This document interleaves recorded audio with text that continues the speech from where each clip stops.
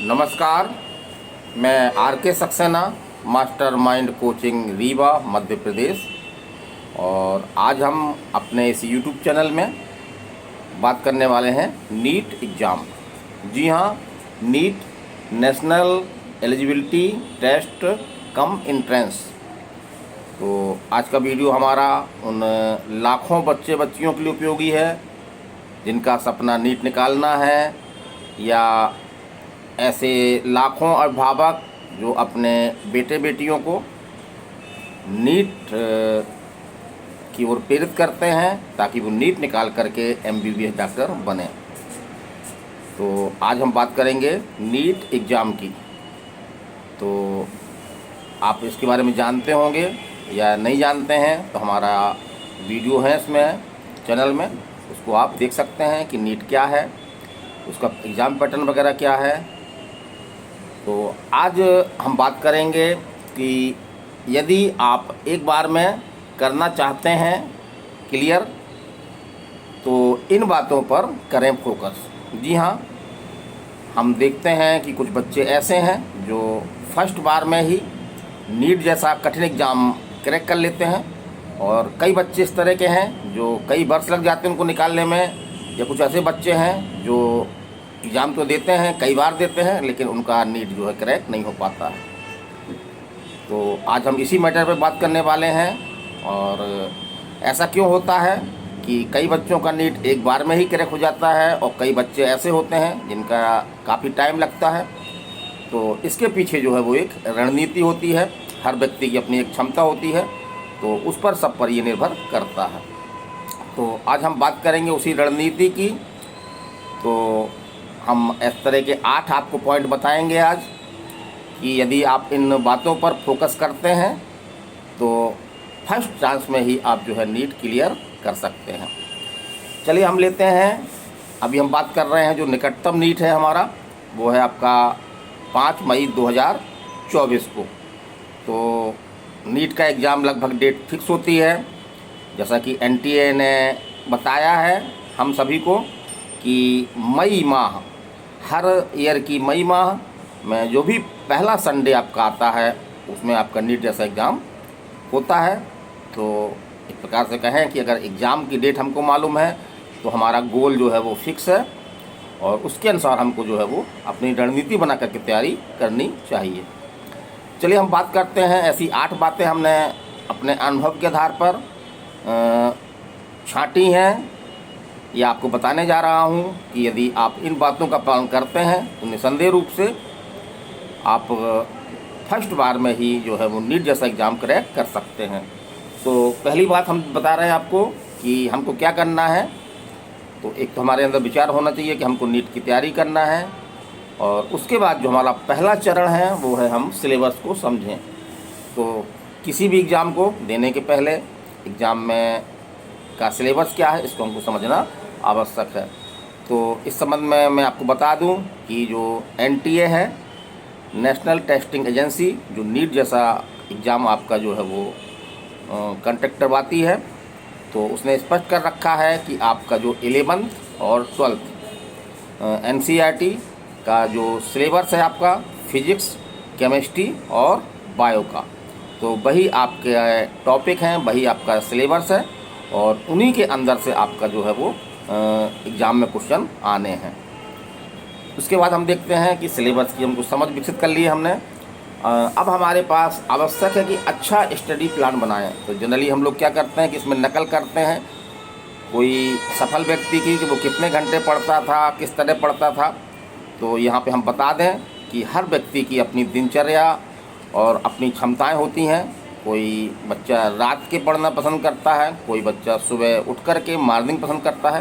तो हर व्यक्ति की अपनी एक क्षमताएं होती हैं, और किसी अन्य व्यक्ति के स्टडी प्लान से हम उसको हासिल नहीं कर सकते हैं। तो हम एक अपने दिनचर्या और क्षमता के अनुसार जो है वो आपका हमको अपना स्टडी प्लान बनाना चाहिए।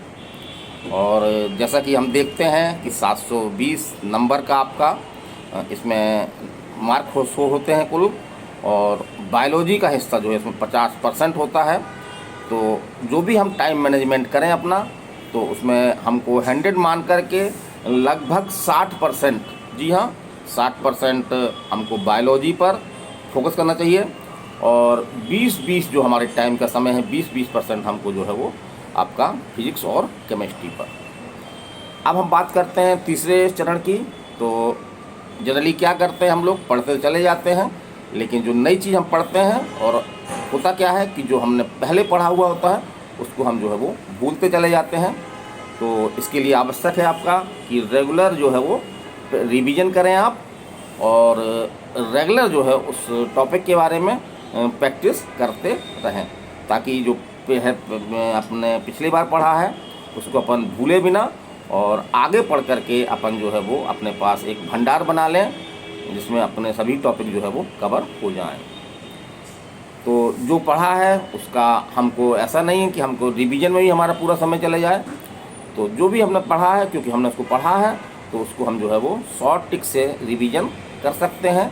हमको अपने नोट्स भी डेवलप करने हैं जिसमें हम सांकेतिक रूप से जो बातें कही गई हैं, जो फैक्ट हैं, इम्पोर्टेंट फैक्ट हैं, जहाँ से क्वेश्चन बनते हैं, तो उसको हम शॉर्ट टिक से पन्नों में कुछ हम लिख भी लें, ताकि हमको रिवीजन करने में, फास्ट रिवीजन करने में जो है वो सुविधा हो।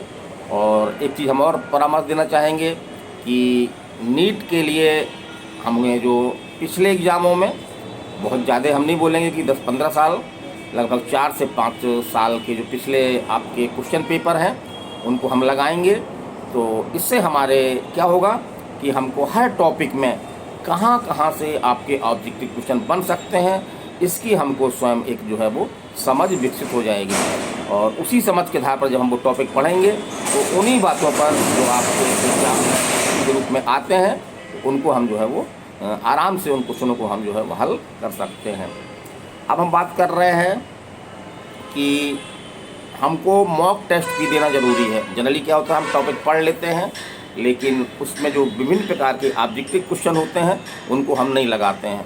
तो हमको टॉपिक बाय टॉपिक ज़्यादा से ज़्यादा हमको जो है वो क्वेश्चन लगाने हैं, मॉक टेस्ट लगाने हैं, ताकि हमारी तैयारी जो है वो एग्ज़ाम के अनुसार पे जो है वो हो सके।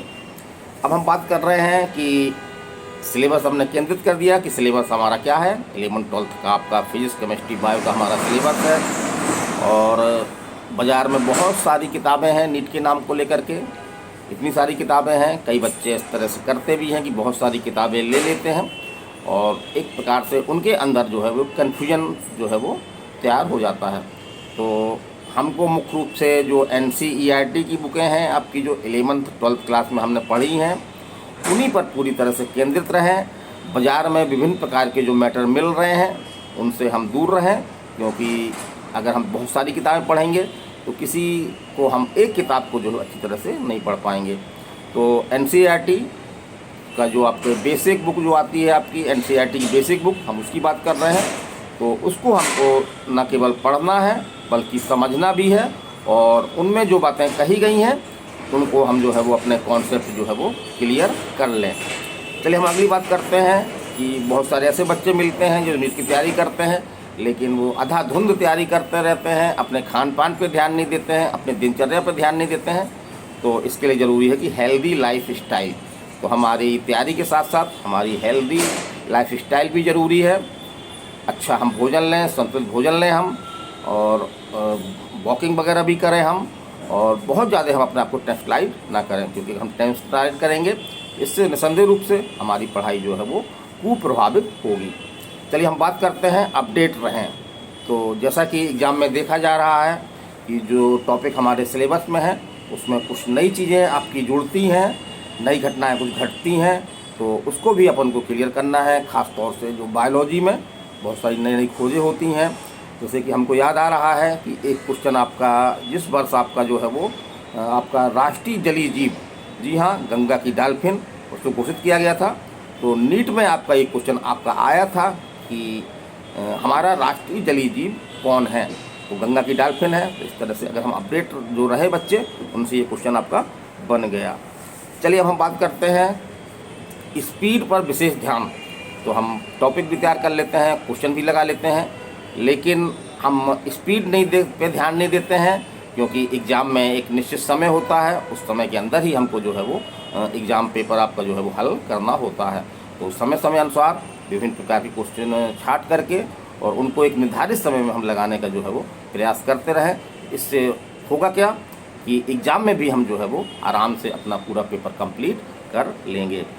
फिर हम बात कर रहे हैं, अंतिम बात कर रहे हैं कि हमको अपने ईश्वर पे, हम किसी भी धर्म के हों, हिंदू, मुसलमान, सिख, ईसाई या अन्य कोई रिलीजन हो हमारा, तो अपने इष्ट देवता, अपने देवताओं पर जो है वो विश्वास करें। और इस विश्वास करने से होता क्या है कि जो हमारा मनोबल है वो हमारी मनोबल में जो है वो वृद्धि होती है। भाई हम ये सोचते हैं कि हम मेहनत कर रहे हैं, जो भी होगा ईश्वर हमारे साथ अच्छा करेगा।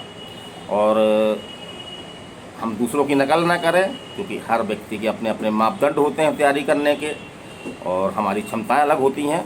तो अंत में हम आप सभी से यही कहना चाहेंगे कि दूसरों से तुलना ना करें, क्योंकि आप जो हैं वो आप ही हैं, जो दूसरों से निसंदेह रूप से आप भिन्न हैं। तो आपको अपने अनुसार अपनी रणनीति बनानी चाहिए और उस रणनीति को जो है वो फॉलो करना चाहिए। तो मेरा ये वीडियो कैसा लगा आपको? उन हज़ारों लाखों बच्चे बच्चियों के लिए है, उन अभिभावकों के लिए है जो नीट से MBBS डॉक्टर के रूप में डॉक्टर बनना चाहते हैं या अपने बच्चे बच्चों को डॉक्टर बनाना चाहते हैं। और एक हम सूचना और दे दें कि जैसा कि हमने बताया आपका कि नीट 2024 का एग्ज़ाम आपका जो है वो 5 मई 2024 को है और फरवरी तक इसके जो है फार्म भी भरने लगेंगे। और ऐसे बच्चे बच्चियां जिनकी काफ़ी हद तक तैयारी है और एक प्रकार से वो नीट के सिलेबस को एक शॉर्टली रूप से रिवीजन करना चाहते हैं, तो उनके लिए मास्टरमाइंड कोचिंग के दरवाजे खुले हुए हैं। हमने एक रिवीजन बैच भी हम जल्दी स्टार्ट करने वाले हैं, तो आप हमसे संपर्क कर सकते हैं ताकि एक कम समय में हमारी जो नीट क्रैक करने वाली फैकल्टी है भाई हमारी पढ़ा रही है, तो उनके एक्सपीरियंस का लाभ भी मिलेगा आपको। और कहाँ कहाँ से क्वेश्चन आते हैं, किस तरह से आते हैं, किस तरह से क्वेश्चन जो है वो घुमा दिए जाते हैं कि हमसे नहीं बनते हैं, तो इस तरह की तमाम बातों पर हम ध्यान देते हैं। तो हमारे रिवीजन बैच में आप ज्वाइन कर सकते हैं, बहुत मामूली फीस है। और यदि आप हमसे जुड़ना चाहते हैं तो हमारा मोबाइल नंबर आप नोट कर लीजिए, मास्टरमाइंड कोचिंग रीवा मध्य प्रदेश। मोबाइल नंबर हमारा है 930 281 2239। और अंत में हम एक बात और कहना चाहेंगे कि बहुत सारी बच्चियां हैं जो नर्सिंग के क्षेत्र में हैं, लेकिन उनके अंदर निसंदेह रूप से जो मेरा अनुभव रहा है कि उनके अंदर भी एक छुपी हुई भाव रहता है कि मैं भी जो है नीट जैसा एग्ज़ाम निकालूं। तो ऐसी बच्चियां भी नीट एग्ज़ाम दे करके और नीट एग्ज़ाम क्रैक कर सकती हैं, इसमें हमको कोई डाउट नहीं है। कई बच्चियों से हमारा संपर्क भी ऐसा है जिन्होंने शुरू में आपका नर्सिंग का टारगेट किया, आपका हमारे कोचिंग में भी आई और अंततः उनका जो है रुझान जो है नीट की तरफ हुआ और उन्होंने नीट जैसा एग्ज़ाम भी जो है वो क्रैक किया है। तो आज वीडियो में इतना ही। मैं RK सक्सेना अगले वीडियो में आपसे फिर मिलूँगा। और जो नए हैं बच्चे हैं, जो नए लोग हमारा ये चैनल देख रहे हैं, पहली बार देख रहे हैं, तो उस चैनल को सब्सक्राइब कर लें ताकि इस संबंध में जो भी हम नया अपडेट दें आपको, तो आपको जो है वो मिल सके। तो चलिए अगले वीडियो में फिर मिलते हैं। नमस्कार, धन्यवाद।